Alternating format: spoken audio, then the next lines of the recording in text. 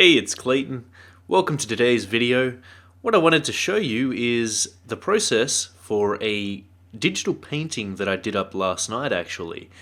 Just a very quick speed painting, I guess, of a character design that I wanted to center around a kind of cybernetic android type character. Now, I initially didn't have any ideas for exactly where I wanted to take this concept design. I had a few vague ones, but nothing too ironed out. I knew that I wanted him to be a male. I knew that I wanted him to be an android or a cyborg of some kind, and I also envisioned a very cool, very cold finish to the aesthetic.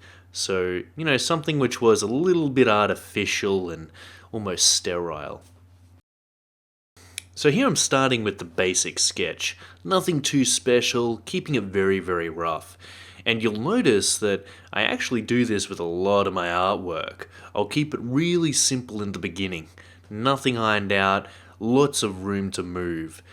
This does two things. One, it helps me to relax so that my creativity can start flowing through without being blocked by too much overthinking or, worrying about technical things such as perspective and proportions. These are important, but they should never be the first thing that defines your idea. They should be used as a tool to help you build your idea, but they should never be the thing that defines it necessarily.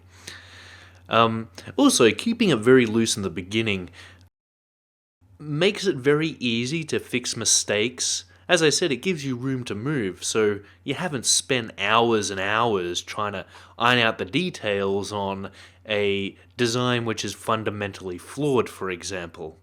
In the beginning, it's just very relaxed, very loose. Anything can be changed, nothing is set in stone, which is really the way that you want it when it comes to concept design. Because the chances are you're going to be facing situations where you do need to change the design up on the fly. And, that's just the way that concept art is. It's innate within the job description because you are essentially prototyping lots of different designs and lots of different looks, lots of aesthetics. And it is, a very fast process.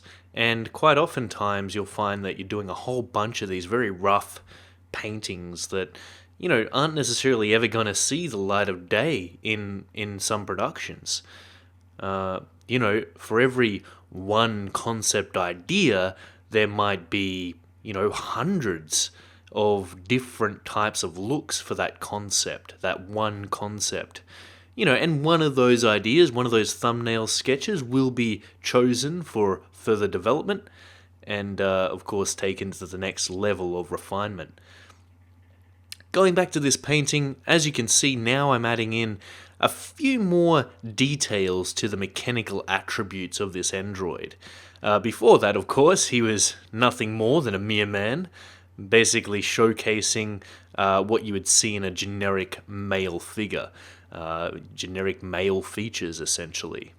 And that's something that I really wanted to focus on with this because quite often I find myself, focusing on wanting to draw female characters or creatures of some kind, and don't often get a chance to just sit down and draw a male character straight out. So this provided a great opportunity. Of course, I didn't want to just do a male study. I wanted to actually do something interesting, something a little bit more fun. So that's why I turned him into an android, basically. Now I'm adding in a few more interesting lighting effects. So I've got an overall main blue light within the digital painting, the illustration, but I've contrasted that with a reddy pink bounce light. And that just creates a very nice clash of complementary colors, basically. It's pleasing to the eye and basically helps to break the artwork up. You can see that red bounce light almost outlines the form of the character, the silhouette. It can be very effective and produces a very nice dramatic look, dramatic finish to the artwork oftentimes.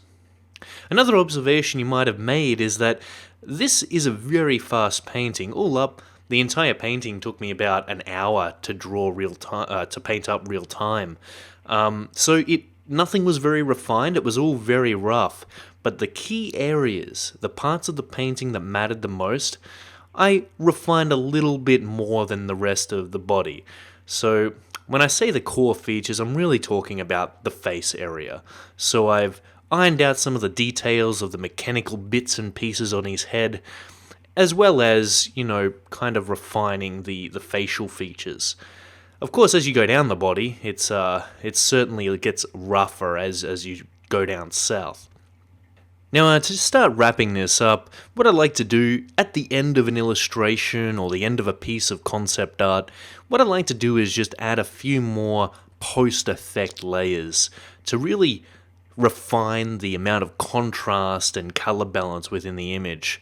And I find that that just helps to really get the different forms and volumes reading the way that I want them to, with the right level of contrast, and of course allows me to capture a more consistent color harmony to the piece overall. So it becomes very easy to either cool down or warm up a piece color-wise using things such as the color balance adjustment layers. And then, of course, just a few more finishing touches. Usually I like to add in some speck around the cheeks, around the lips and nose, just to give the skin or the surface of the skin a bit more of a fleshy, shiny look. But that's about it, guys. I hope you enjoyed this video. Very fast introductory video, and just to show you guys a little, put another video out there basically for you guys to sink your teeth into, and with hopefully more to come very soon. Until next time, see you later.